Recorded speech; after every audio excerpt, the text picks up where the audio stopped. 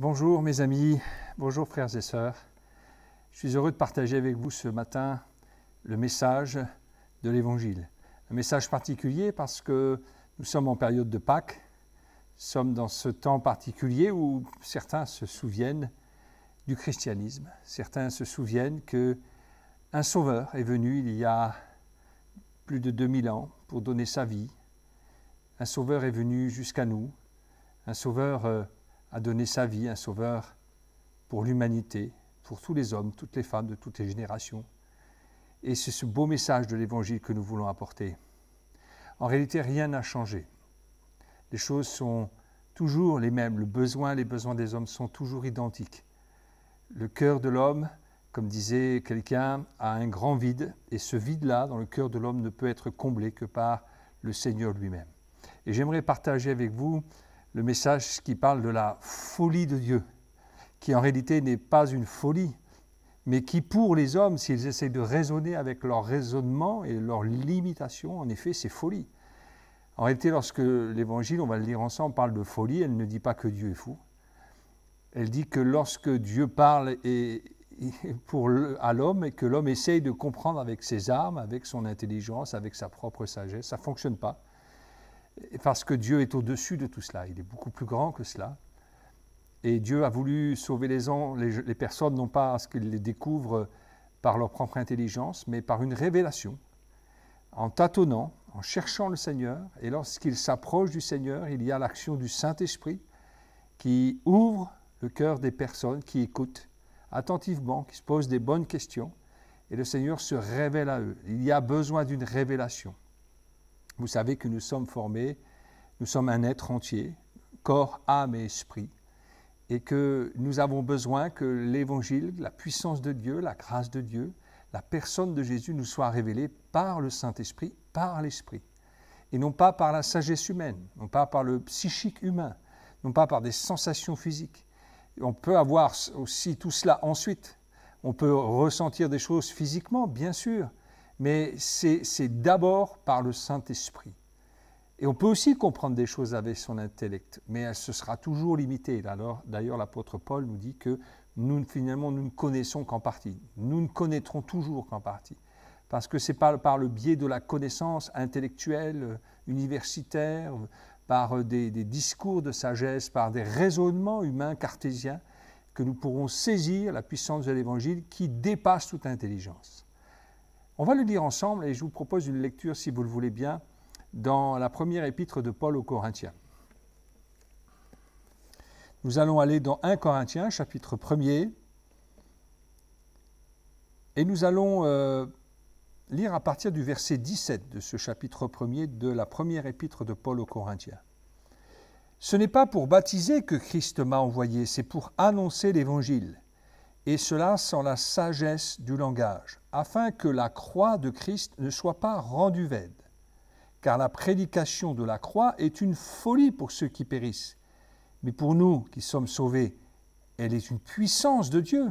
Ainsi est-il écrit, « Je détruirai la sagesse des sages et j'anéantirai l'intelligence des intelligents. » Où est le sage? Où est le scribe? Où est le disputeur de ce siècle? Dieu n'a-t-il pas convaincu de folie la sagesse du monde? Car puisque le monde avec sa sagesse n'a point connu Dieu dans la sagesse de Dieu, il a plu à Dieu de sauver les croyants par la folie de la prédication. Les Juifs demandent des miracles et les Grecs cherchent la sagesse. Mais nous prêchons Christ crucifié, scandale pour les Juifs et folie pour les païens. Mais puissance de Dieu et sagesse de Dieu pour ceux qui sont appelés tant juifs que grecs, car la folie de Dieu est plus sage que les hommes, et la faiblesse de Dieu est plus forte que les hommes. Amen.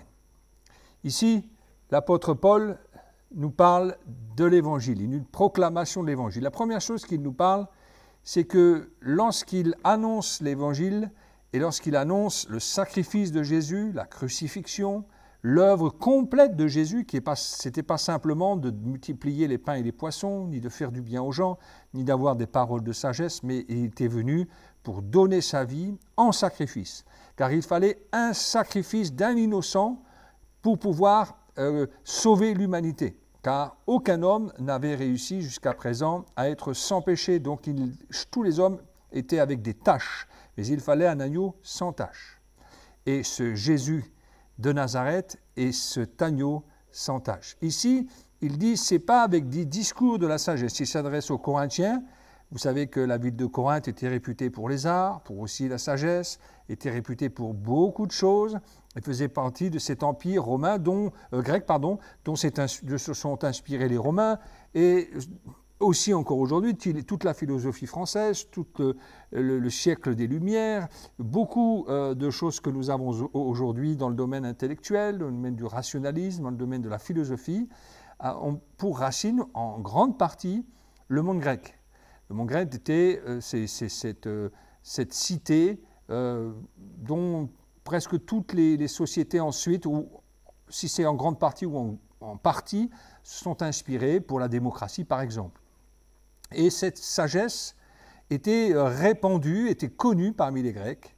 Et lorsque Paul va annoncer ce message à Corinthe, il dit même que au chapitre 2, verset 1er, « Pour moi, frère, lorsque je suis allé chez vous, il dit, ce n'est pas avec une supériorité de langage ou de sagesse que je suis allé vous annoncer le témoignage de Dieu, car je n'ai pas eu la pensée de savoir parmi vous autre chose que Jésus-Christ et Jésus-Christ crucifié. Moi-même, j'étais auprès de vous dans un état de faiblesse, de crainte et de grand tremblement, et ma parole et ma prédication ne reposaient pas sur les discours persuasifs de la sagesse, mais sur une démonstration d'esprit et de puissance, afin que votre foi fût fondée non sur la sagesse des hommes, mais sur la puissance de Dieu. » Un peu plus loin, il parle des choses de l'esprit, il parle que c'est par l'esprit qu'on peut recevoir les choses de l'esprit, parce qu'elles sont folies pour la chair, parce que nous ne pouvons pas, avec notre propre intelligence, découvrir ce Dieu qui a besoin de se révéler à des cœurs ouverts. Vous savez que la Révolution française, le siècle des Lumières, des gens comme Voltaire croyaient en un être supérieur, mais ils ne croyaient pas en la révélation, et particulièrement de la révélation des Écritures. Souvent, les philosophes, les grands penseurs pensaient que par eux-mêmes, leur intelligence, leur intellect, par la science, par la découverte, par l'archéologie et tout ce qu'on peut y trouver, ils allaient démontrer que Dieu existait ou démontrer que Dieu n'existait pas, ou plutôt essayer de démontrer que la Bible n'était pas la vérité, et se tromper. En tout cas, ils refusaient cette révélation qui dépassait l'être humain. Parce que à l'époque de la Révolution, à l'époque du siècle des Lumières, c'était l'homme qui était glorifié, la puissance de l'homme, la puissance de son intelligence, la puissance de ses réussites, de ses inventions. Et on tenait pour pas grand-chose la révélation de la parole et surtout la révélation de l'esprit. On glorifiait plutôt la gloire de l'esprit de l'homme, c'est-à-dire plutôt la sagesse de l'homme qui découvre Dieu, qui a une idée sur Dieu, qui comprend et qui par son intelligence, par son savoir, arrive à mettre des contours dans cet être supérieur. Ici, Paul justement va à contresens de tout cela. Il dit, je ne suis pas venu vers vous avec une supériorité de langage, avec beaucoup d'assurance. Au contraire, j'étais dans un état de faiblesse et ma prédication et la prédication de Jésus et de Jésus-Christ crucifié, on va y revenir dans quelques instants, c'était un discours persuasif de l'esprit, pas de la sagesse. Une puissance, même il ne parle même pas de discours persuasif, il parle plutôt d'une démonstration d'esprit et de puissance. Et c'est cela l'Évangile. C'est ça la puissance de Dieu, c'est que pour pouvoir saisir qui est Jésus, il faut la puissance du Saint-Esprit, et pour recevoir la puissance du Saint-Esprit, il faut avoir des cœurs ouverts et surtout accepter qu'on ne sait rien, accepter que par soi-même, par ses œuvres, par son intelligence, par, je ne sais pas, par sa propre découverte, on pourrait accéder à Dieu et à qui il est, le mettre... excusez-moi l'expression, dans une bouteille ou dans une éprouvette et puis en donner le génome ou en donner l'ADN, ça ne fonctionne pas, ça ne peut pas fonctionner. Dieu a voulu qu'on puisse le saisir par une révélation et cette révélation vient par la prédication de Christ, car on ne peut pas venir au Père uniquement que par Jésus. Donc ici, nous avons deux populations qui sont représentées. auquel Paul va s'adresser au cours de son ministère. Il va s'adresser aux Juifs et il va s'adresser aux Grecs. Et bien sûr, en parlant de Grecs, il parlait particulièrement de toute cette sagesse, de cette intelligence, de toute cette école, puisque là, c'est plutôt l'Empire romain qui commençait à régner sur toute la région et qui était la première puissance mondiale de l'époque. Les Grecs ayant diminué, leur influence n'étant plus que surtout au niveau de la sagesse, au niveau de l'intelligence, au niveau des arts, au niveau de plein d'autres choses. Ici, il parle que donc pas de sagesse de langage. Il n'a pas essayé de venir auprès des gens en essayant de les convaincre par des arguments humains, par des choses, comment dire, pratiques, quantifiables, rationnelles, voilà le mot cherché, mais par simplement la prédication de la croix de Christ. Et ça, c'était quelque chose qui allait à l'encontre de la pensée de l'époque. Il parle ici de la prédication de la croix. Le mot ici prédication, que l'on a traduit du grec en français par mot prédication, en réalité, ici c'est le mot logos, c'est-à-dire le langage. Tout le logos, c'est la parole de Dieu, la parole de la croix. Le logos, le langage de la croix est une folie pour ceux qui périssent. Et c'était une folie pour moi avant de connaître Jésus, avant de vivre cette nouvelle naissance, avant d'avoir cette révélation de l'Esprit. C'était pour moi une folie, je ne le concevais pas, je ne le saisissais pas non plus.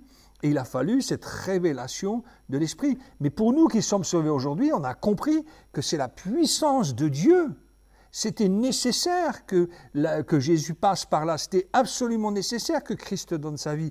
Mais il faut une révélation de l'Esprit. Je me souviens lorsque je me suis converti, je me suis approché du Seigneur, j'ai fait quelques expériences avec Dieu, le Seigneur a touché ma vie, mais pour que j'aille plus loin à un moment donné, j'ai fait une prière dans un endroit particulier, j'étais tout seul, j'étais un soir, et j'ai fait cette prière, Seigneur, voilà, je lis, je le sais avec mon intellect que Jésus est mort pour moi, mais je ne le saisis pas.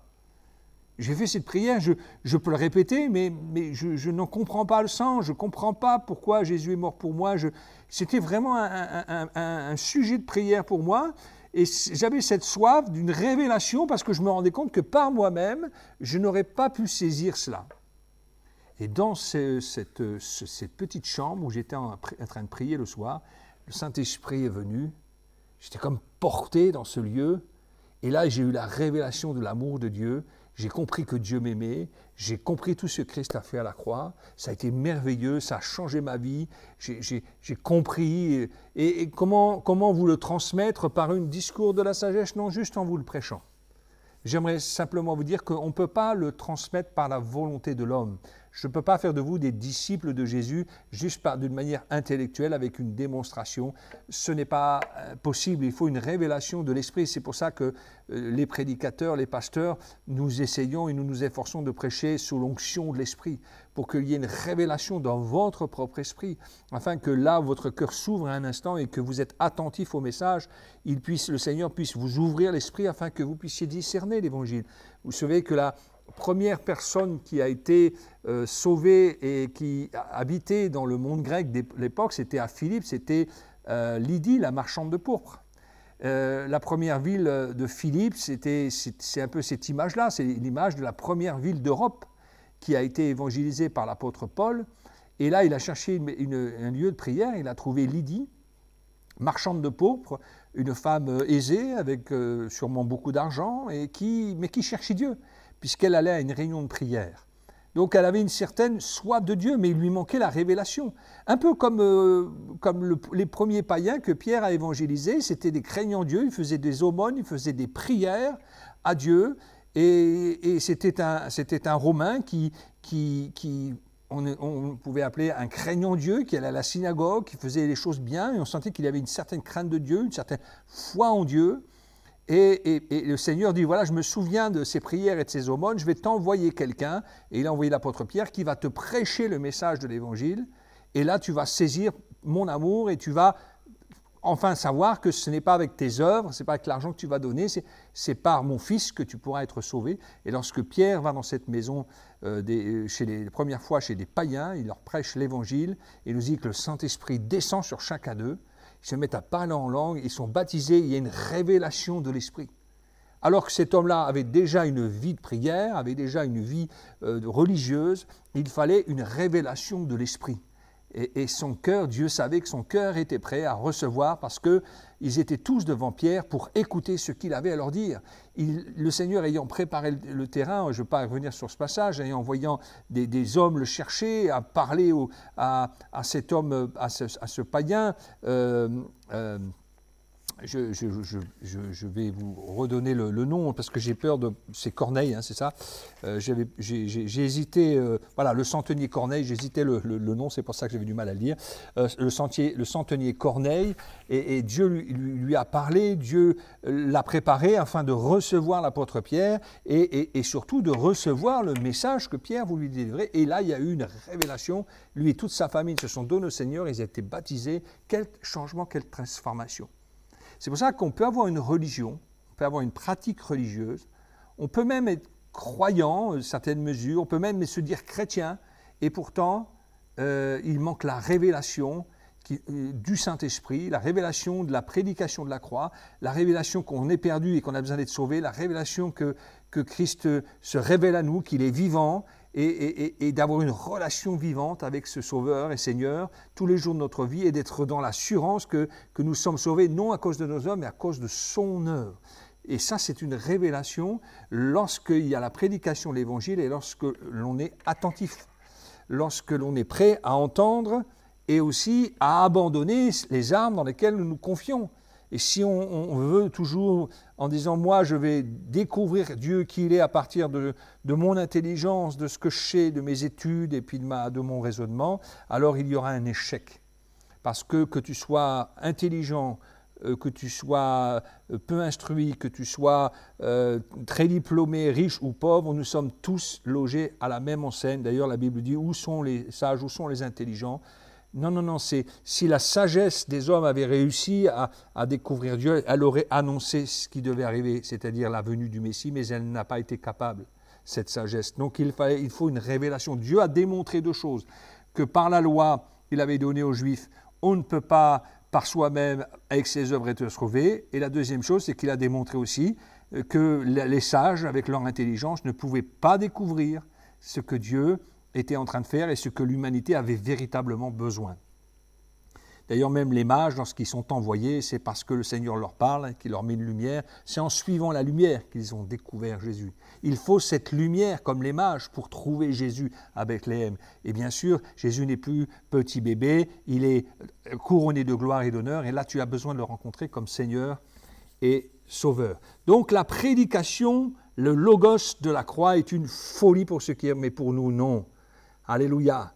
Et puisque le monde n'a pas découvert Dieu avec sa sagesse, Dieu veut aujourd'hui, et Dieu, dans la volonté de Dieu, il a plu à Dieu de sauver les croyants par la folie de la prédication. Et là, la folie de la prédication, c'est que ici le mot prédication, ça vient et ça a donné le mot héros. Un héros qui annonce quelque chose de la part d'un puissant. C'est la même racine. Et Rousseau. Et ce thème d'annoncer ce beau message, Dieu a fait de nous des héros.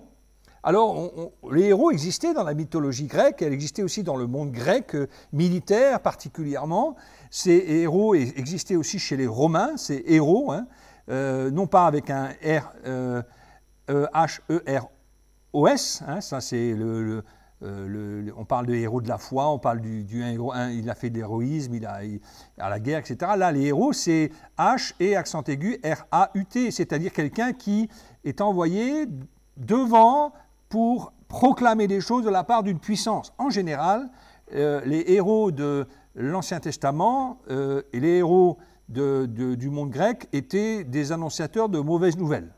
C'est parce que souvent on envoyait les héros pour dire, de la part d'un puissant, pour dire qu'on allait faire la guerre et qu'il était temps de se préparer parce que l'on venait déclarer la guerre. Alors soit on soumettait tout ce qu'on avait, les familles, les enfants, et puis on devenait esclave, ou soit on refusait. À ce moment-là, le héros dit, écoutez, faites un choix, mais sachez que je suis envoyé pour vous annoncer en général une mauvaise nouvelle.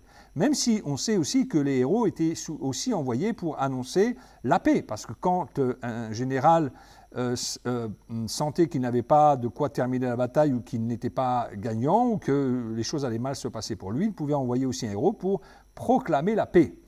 Et nous sommes, nous, ces héros-là, nous proclamons la paix. C'est pour ça qu'il dit ici la prédication de la croix. Nous sommes des héros de la bonne nouvelle, car le mot évangile, ici, puisqu'il parle de l'évangile, la puissance de l'évangile, la prédication de l'évangile. Le mot évangile signifie en grec littéralement bonne nouvelle.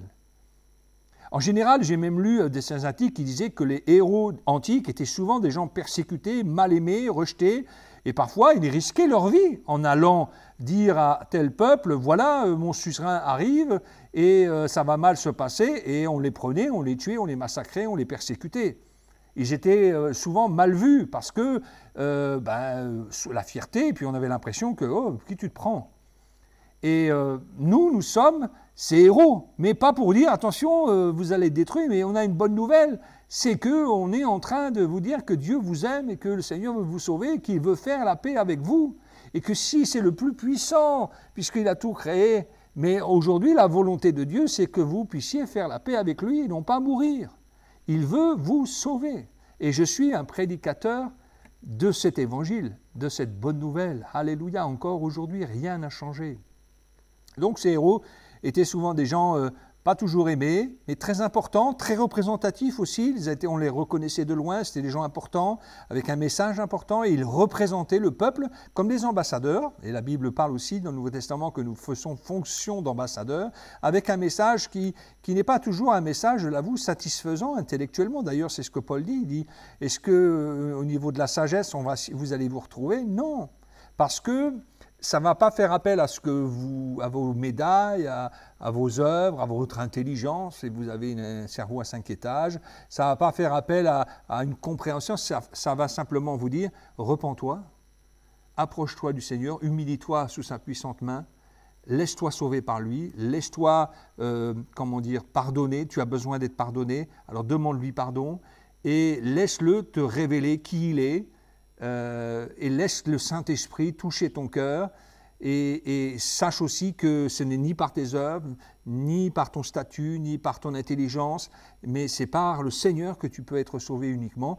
Et j'avoue souvent que c'est par orgueil que le non ne vient pas au Seigneur. Pourquoi? Parce que on pense que Dieu nous doit des choses, parce que l'on a une autre opinion de soi-même, parce qu'on a réfléchi, Dieu est ceci, Dieu est cela. Des fois, quand je discute avec certaines personnes qui aiment la philosophie, qui aiment la rhétorique, ils vont vous expliquer qui est Dieu, alors qu'ils vont vous expliquer autre chose humainement, dans l'écologie, ils vont avoir une idée sur la politique, et puis dans toutes leurs idées, dans leurs repas avec leurs amis ou dans leurs discussions, ils ont aussi une idée sur Dieu, et c'est très difficile de leur dire que tout ça, ça ne sert à rien et que ça n'a pas permis, ça ne te permettra pas de rencontrer le Seigneur, parce que de toute manière, si Dieu est Dieu, ton intelligence, même si tu as un QI de 190, c'est rien du tout. Tu ne sais pas grand-chose. Et ce n'est pas sur ce niveau-là, parce que si Dieu avait voulu nous rencontrer sous le domaine de l'intelligence, personne ne pourrait le rencontrer. Donc Dieu, lui, il dit, non, c'est une révélation de l'Esprit, et ensuite tu comprendras certaines choses, et j'avoue aussi qu'après le Seigneur nous explique les choses, après on comprend les choses, après il nous nourrit sa parole, on comprend, on fait des progrès, c'est très intéressant, mais c'est une révélation du Saint-Esprit. Et même quand on comprend certaines choses, après, avec le temps, depuis tant d'années que je sers le Seigneur, c'est souvent, et c'est toujours du moins, par une révélation de l'Esprit. Ah ouais, je comprends. Parce que le meilleur pédagogue, ça reste le Seigneur, et ça reste le Saint-Esprit lorsqu'on est au pied du Seigneur et qu'on étudie la parole de Dieu. Ici donc, lorsqu'il parle, il dit donc la proclamation, on fait des fonctions de héros, d'une bonne nouvelle. Et il parle ici que les Juifs, parce que Paul était juif et les premiers chrétiens étaient juifs, puisque c'est d'abord vers les Juifs que l'Évangile a été annoncé, parce que c'est eux à qui Dieu a donné la loi, et c'est au milieu d'eux que devait naître le Messie. Et Jésus est né sous la loi, est né d'Hébreux, ses parents étaient des Juifs. Jésus est né au milieu du peuple, il est né à Bethléem, là où devait naître le Messie, annoncé des centaines d'années avant. Il a fait tout ce qu'il fallait faire. Il a été au temple, a été circoncis, il a fait tout. Il allait pendant les fêtes, il montait avec ses parents, enfin, il allait à la synagogue, il faisait tout cela. Jésus était même soumis à ses parents, etc., pendant tout le temps de sa jeunesse et une bonne partie même de son enfance et de sa jeunesse. Et il était connu parmi les Juifs. Et Dieu aime les Juifs. Alléluia, Dieu aime les païens, les Grecs, il aime tout le monde. En réalité, lorsqu'il parle ici des Juifs et des Grecs, il parle de ceux à qui le peuple de Dieu devait recevoir normalement le Messie. Et ensuite, le grec, c'était tout le monde grec de l'époque, c'est-à-dire le monde païen. Quand Paul parle du monde grec, il englobe le monde païen, c'est-à-dire la pensée de l'époque. Et lorsque Jésus est venu, même lui alors qu'il était juif, il a été rejeté par les siens, du moins la nation, parce qu'il ne faut pas oublier que tous les premiers chrétiens et les milliers qui étaient baptisés dans l'Église primitive, c'était des Juifs. Donc c'est la nation qui a rejeté Jésus. Mais les Juifs, encore aujourd'hui, merci Seigneur, à travers Israël, à travers le monde entier, il y a des Juifs messianiques, il y a des Juifs qui se convertissent, nous en avons dans notre Église. Gloire à Dieu. Dieu n'a pas oublié et Dieu appelle tous les hommes, juifs ou grecs, à faire cette expérience de conversion, à recevoir le Seigneur dans leur vie, à laisser le Seigneur les sauver et à se laisser saisir par le Sauveur de leur âme. Gloire à Dieu. Mais ici, il dit, voilà, le monde juif de l'époque demande des miracles. Et c'est vrai qu'ils auraient voulu une démonstration tout le temps. Est-ce que c'est bien toi? D'ailleurs, on voit Jean-Baptiste qui dit, est-ce que c'est bien toi qui dois venir?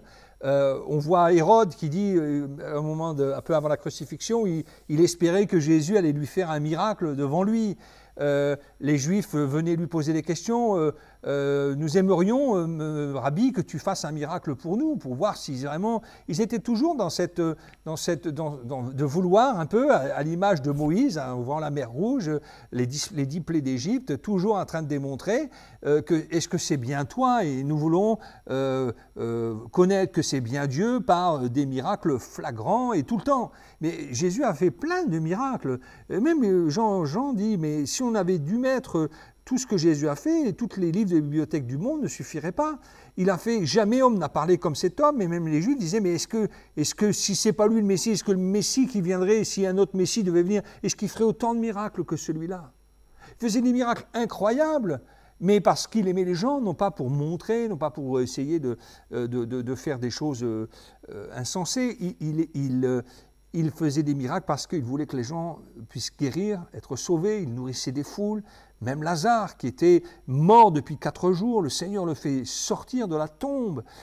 Et ces Juifs religieux de l'époque ont vu cela, mais ils ont après décidé de faire mourir Jésus. Ils avaient de la haine contre Jésus, alors que Jésus démontrait. Et puis après, il leur dit, si c'est toi, montre-nous. Et même à la croix, lorsqu'il est crucifié, les Juifs qui étaient là lui disaient, mais si tu es le Fils de Dieu, tu n'as qu'à descendre, et puis nous croirons en toi. En réalité, c'est faux. C'est-à-dire qu'ils étaient tout le temps en train parce que leur cœur n'était pas prêt, leur cœur était dur, ils n'étaient pas prêts à recevoir, à s'humilier, à croire. Alors ils étaient toujours en train de réclamer plus de miracles, plus de choses, comme un peu les personnes qui ne veulent pas croire, qui ne veulent pas de Dieu, et puis qui disent, si tu me montres ça, si Dieu me donne ça, si Dieu me fait ceci, alors je croirai, alors qu'ils sont déjà au bénéfice de tellement de grâce tous les jours de leur vie, de tout ce qui les entoure, il leur faudrait encore davantage.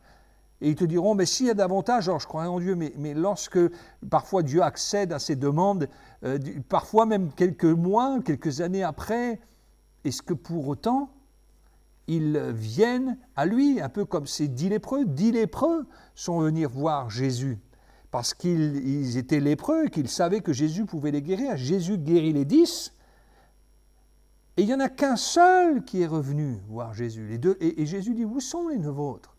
N'ont-ils pas aussi été guéris?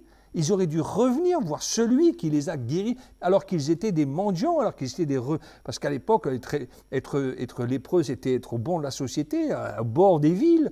Et là, ils ne reviennent pas à dire, mais en fait, il faut rendre gloire à Dieu. Et qui est ce Jésus qui m'a guéri? Non, il n'y en a qu'un seul qui l'a fait.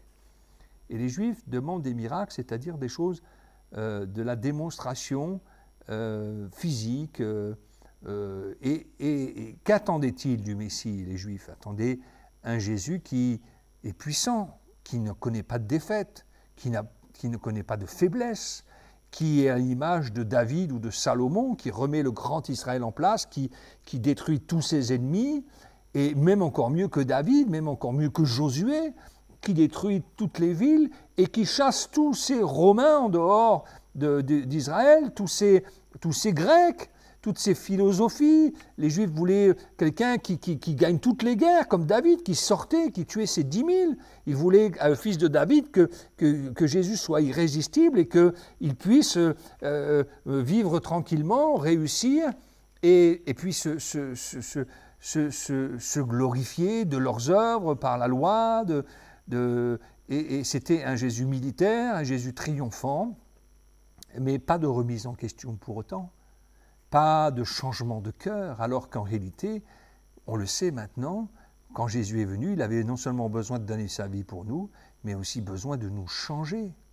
Nous avons hérité de notre nature pécheresse, car nul n'est saint devant lui, tous ont péché, tous sont privés de la gloire de Dieu, il n'y a pas un juste, pas même un seul, et quand on essaye par la loi de devenir juste, on échoue à chaque fois, on échoue en cherchant Dieu par la sagesse, mais on échoue en s'approchant de Dieu par la loi. Pourquoi? Parce que Dieu a besoin d'opérer en nous une transformation, ça s'appelle la nouvelle naissance, la régénération, encore une fois, de l'esprit, ça doit venir d'en haut.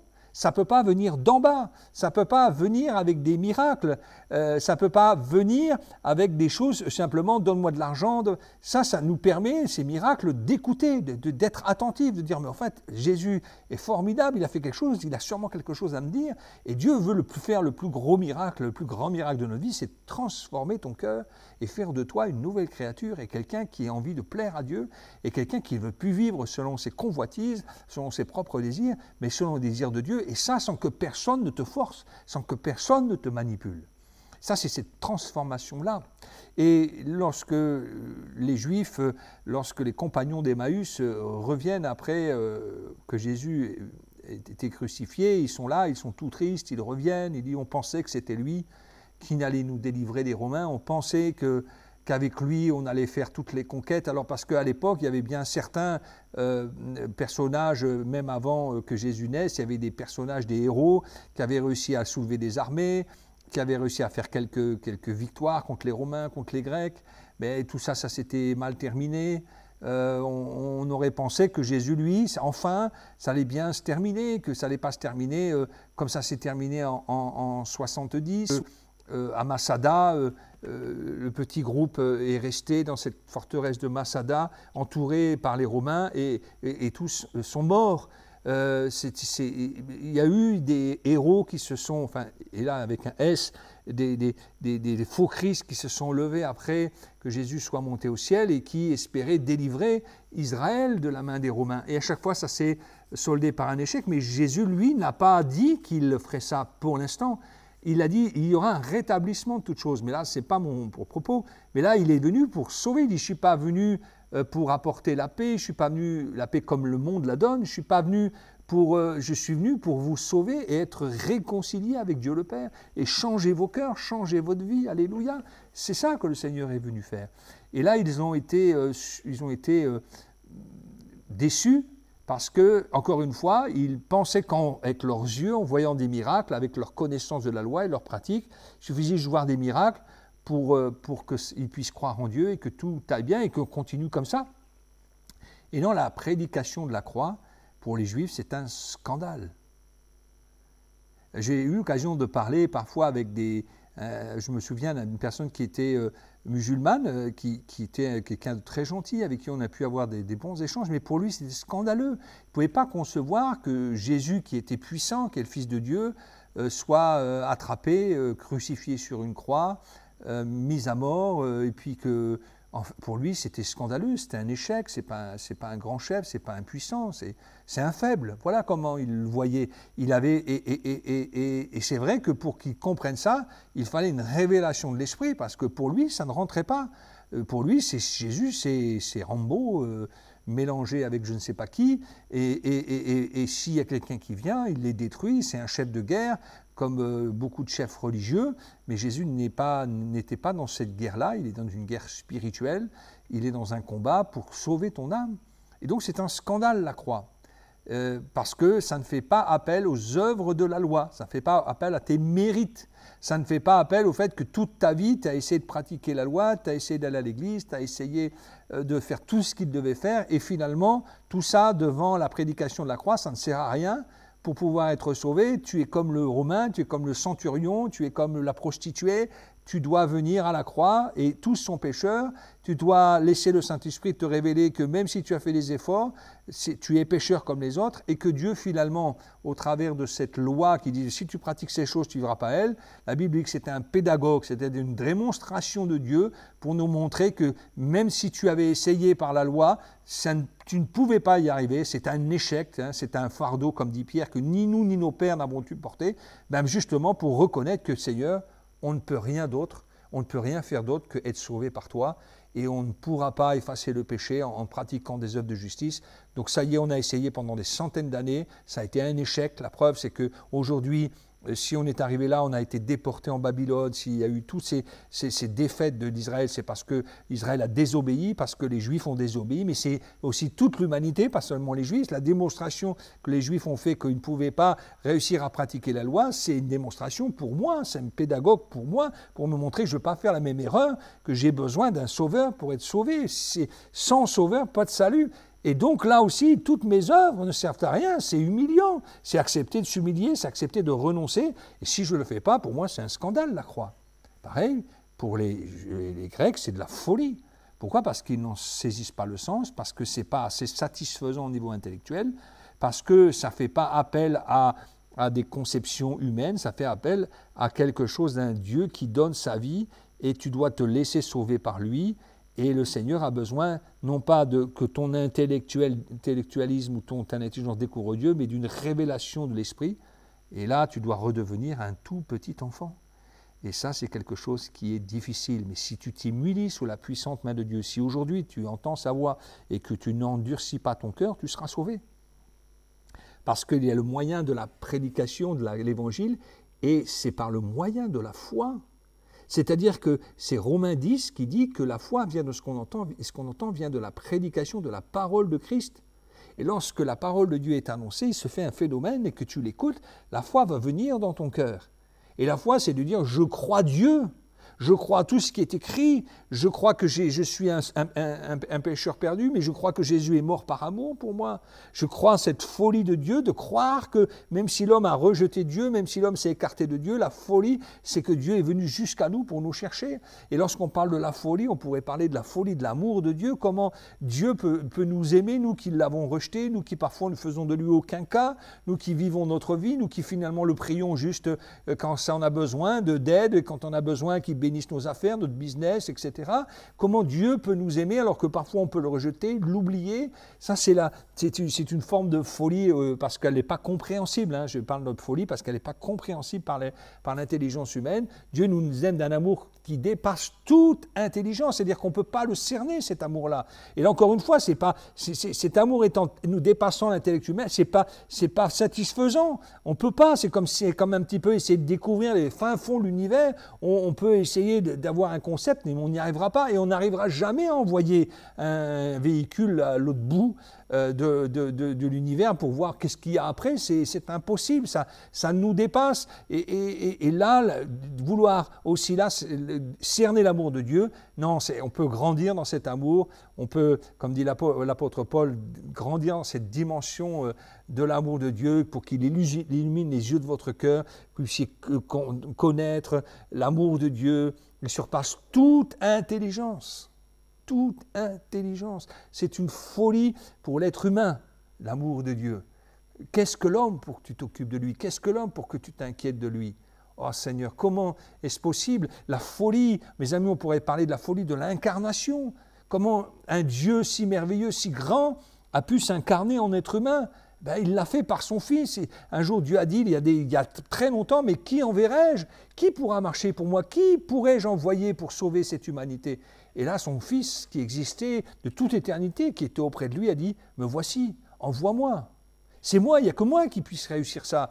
Il n'y a que moi qui peux aller sauver ces gens. Et il est venu, il s'est incarné. Comment? Encore une fois, par la puissance de l'Évangile, puisque la Bible dit, et Marie dit, mais comment une telle chose va arriver? Je n'ai pas connu je ne suis pas encore marié, je n'ai pas connu d'homme. Comment est-ce possible? Comment intellectuellement, comment je vais expliquer que je tombe enceinte? Et bien là, le Seigneur dit, c'est par la puissance du Très-Haut, par la puissance du Saint-Esprit. Et là, encore une fois, tu vas le vivre, mais il sera difficilement explicable, au point que même son fiancé, Joseph, a été perturbé en disant comment se fait-il qu'il arrive une telle chose? Il a fallu aussi que Dieu vienne se révéler à Joseph afin de ne pas la répudier, parce que c'est des choses qui dépassent l'entendement.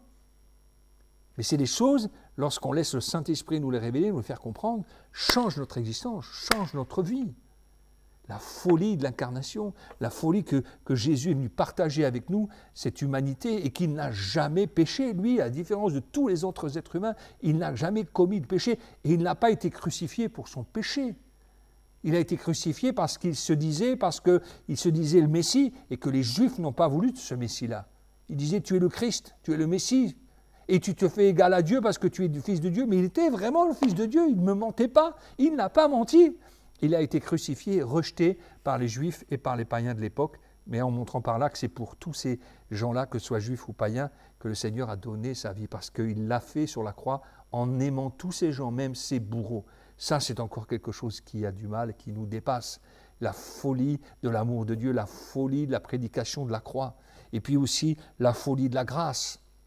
La folie que Dieu nous fait grâce sans qu'on ait besoin de payer, besoin de faire d'œuvres, que Dieu fait grâce à des coupables, parce que si encore Dieu faisait grâce à des justes, mais comme il n'y a pas un juste, pas même un seul, Dieu ne peut faire grâce qu'à des coupables, à toi et à moi. Et moi, pour pouvoir recevoir cette grâce et dire oui, je veux être gracié, il faut que j'accepte de croire que je suis en prison, que j'ai été condamné. On ne peut pas gracier quelqu'un qui n'a pas été condamné. Il faut passer devant le juge, il faut être condamné, il faut être enfermé, et ensuite on peut être gracié. Et moi, j'ai reconnu que j'étais cet homme-là, et que à la croix, au milieu des deux brigands, on a mis Jésus à ma place, que lui, il était innocent. D'ailleurs, le centurion, mes amis, ça c'est aussi un truc un peu fou, le centurion qui était là et qui avait l'habitude de voir des crucifiés en pagaille. C'était souvent des voleurs, c'était souvent des criminels, des insurgés. Et là, il voit Jésus en train de mourir et dit, mais certainement, cet homme était le Fils de Dieu, il n'a rien fait. Il a compris, même en voyant Jésus, qu'on était en train de crucifier un innocent. Et un des deux brigands, d'ailleurs, s'est tourné vers Jésus avant de mourir. Il a dit, mais pour nous, c'est justice d'être là. Mais toi, tu n'as rien fait.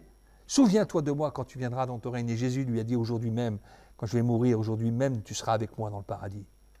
Mes amis, c'est une révélation qu'il nous faut. Et la folie de la résurrection. Christ, vivant pour toujours, alors qu'on croit que tout est fini avec le tombeau. Et qu'on peut peut-être sortir du bloc opératoire, on croyait que tu étais mort pendant quelques instants, on t'a mis, ouais, ok, mais tu vas mourir. Mais Jésus, lui, est vivant pour toujours. Et il nous montre par là que la folie de la prédication, où certains ne croyaient pas, il faut savoir que même du temps des Juifs, il y avait les Sadducéens et il y avait les pharisiens, c'est les deux plus importants groupes, il y en avait d'autres, les plus importants groupes religieux, et les Sadducéens ne croyaient pas en la résurrection, ne croyaient pas à la vie après la mort. Et les intellectuels aujourd'hui, et même ceux qui croient en l'être suprême, ne croient pas à la vie après la mort. Mais là, Jésus est venu montrer en ressuscitant que oui, il y a la vie après la mort, et que cette vie, c'est la vie éternelle ou l'enfer, c'est-à-dire une vie éloignée de Dieu pour l'éternité. C'est un choix que je veux faire. Moi, je veux vivre. Je veux vivre et je veux être sauvé. Et comme je sais que je ne peux pas être sauvé par mon intellect ou par mes œuvres, j'ai demandé au Seigneur Jésus de me sauver. Et c'est ce que j'aimerais que tu puisses faire aussi. La folie de Dieu, mes amis, elle est plus sage que le monde. La faiblesse de Dieu, elle est plus forte que le monde. On croit en réalité, ce n'est pas une folie, c'est une sagesse immense. En lui, en Christ, sont cachés tous les trésors de la sagesse et de la connaissance. Lorsqu'on reçoit la révélation de l'Esprit, mes amis, tout se met en place. Et on comprend combien l'amour de Dieu est grand, combien Dieu avait tout préparé à l'avance, combien Dieu, alors qu'il savait qu'il allait être trahi par les hommes, avait déjà prévu l'agneau avant la fondation du monde, que Dieu avait toujours un train d'avance et que s'il permet certaines choses, Dieu, lui, il permet surtout et il fait tout en sorte pour qu'on soit sauvé et qu'on ait notre place avec lui dans le ciel alors qu'on mériterait la mort et le jugement pour l'éternité. Mes amis, c'est ça qu'il faut comprendre aujourd'hui. c'est que l'amour de Dieu dépasse, la grâce de Dieu dépasse toute intelligence. Jésus est vivant, il nous montre et il dit maintenant, j'attirerai tous les hommes à moi et on vient au Père que par lui. Et il a envoyé, encore une fois, je parlais du Saint-Esprit, je viens bientôt de terminer, que Dieu allait envoyer le Saint-Esprit et qu'il était plus avantageux qu'il monte et qu'aujourd'hui, le Saint-Esprit, au travers de cette vidéo, au travers de réunions où tu vas, au travers de toutes les églises qui existent, ben le Seigneur aujourd'hui, mes amis, agit par son Esprit. Et je voudrais te dire, mon ami, et toi qui m'écoutes, frères et sœurs, que c'est Christ et Christ crucifié que je te parlais. C'est lui qui a tout accompli. C'est lui le Sauveur. C'est lui le Fils de Dieu. C'est lui qui est mort. C'est lui qui est ressuscité. Et c'est lui le médiateur entre Dieu et les hommes. Et moi, je ne fais fonction que d'ambassadeur, je suis ce héros. Et pourquoi je viens avec tant de persuasion? Parce que j'ai goûté l'amour de Dieu, parce que je te parle de quelque chose que j'ai expérimenté, parce que je te parle de la conversion. J'étais comme l'apôtre Paul, le premier des pécheurs. J'étais pas mieux que toi et je suis toujours pas mieux que toi, mais j'ai un sauveur puissant. Et c'est pour ça que les héros étaient représentatifs du peuple. Ils étaient représentants du roi qui le représentait. Et moi, je vais te dire, ce Dieu qui est bon et qui a sauvé ma vie, qui te vient t'apporter la paix, il vient aussi pour toi, et qu'aujourd'hui, si tu ne veux pas que Jésus te sauve en payant à ta place, tu devras répondre de tous tes actes. Tu devras, car Dieu reste un juste juge, parce que tout le monde veut la justice sur cette terre, tout le monde se plaint qu'il n'y a pas assez de justice, on voudrait que tout le monde rende justice, et que la justice soit rendue, mais dis-toi que tu seras exaucé, la justice sera rendue. Et la Bible dit même que tout ce qui aura été dit dans les chambres, tout ce qui a été dit dans le secret, tout sera révélé. Et là, il n'y aura pas de discussion, il n'y aura pas de moyens parce qu'il n'y aura pas eu une caméra. Tout sera mis à nu. Et moi, aujourd'hui, Seigneur, si tu devais compter mes péchés, si tu avais dû mettre tout à nu, moi, je sais déjà ma condamnation. Et aujourd'hui, mais il n'y a plus aucune condamnation pour ceux qui sont en Christ. Ils sont passés de la mort à la vie, du jugement à la vie. Ils ne viennent plus en jugement. C'est ce que je te dis là, c'est écrit dans la parole de Dieu, parce que imagine si Christ est mort et que son sacrifice est un sacrifice agréé, c'est qu'il est parfait, c'est qu'il est complet. C'est pas peut-être sauvé, c'est pas à moitié, c'est que le sacrifice de Jésus est suffisant.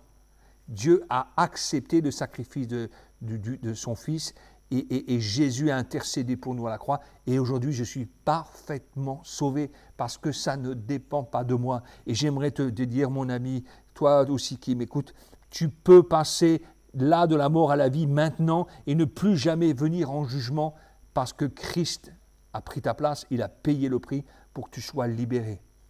Est-ce que tu le veux, cette prédication de l'Évangile? Est-ce que tu veux faire la paix avec Dieu? Est-ce que tu veux ce Christ crucifié qui maintenant n'est plus sur une croix? Tu as vu, on a des croix dans les églises, mais on ne le représente plus parce qu'il est ressuscité. Il a payé, maintenant il t'attend les bras ouverts, il est le bon berger et il voudrait te sauver.